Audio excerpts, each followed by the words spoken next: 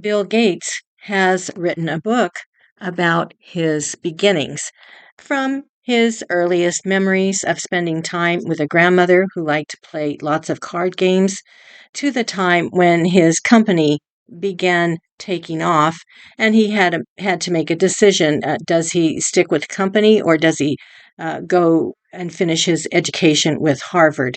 And he chose to continue on with his company and dropped out of Harvard. So it goes up until about the age of 19.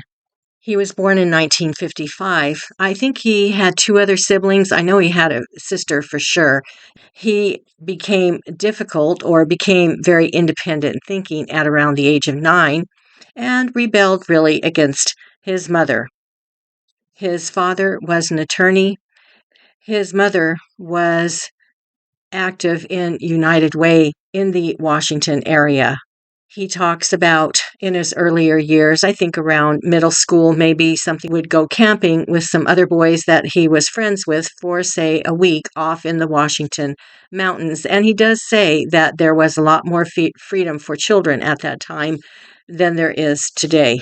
Anyway, he was somewhat of a handful, and he's one of those lucky people in that time period who had parents who did not believe in capital punishment or hitting a child. What they did was guide and kind of form him by they made sure that he knew how to dance, because they were aware that he was kind of a nerdy kid, not really social. And so they took in all these little things about him. And in my opinion, he had great parents. He was privileged. He did attend private schools.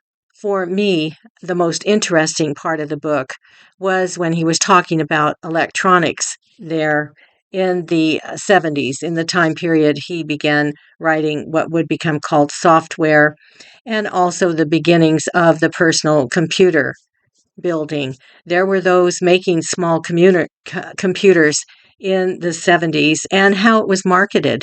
People would make their computer, put a few of them in the car, and take off across the country marketing their product.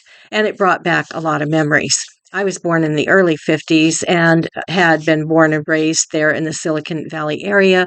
And I went to work in a semiconductor firm in 1973. So it brought back a lot of things that I remembered. Sometimes biographies can be dry reading, but you usually learn something about the person that you're reading about, and that's what makes them worthwhile reading. Enjoy.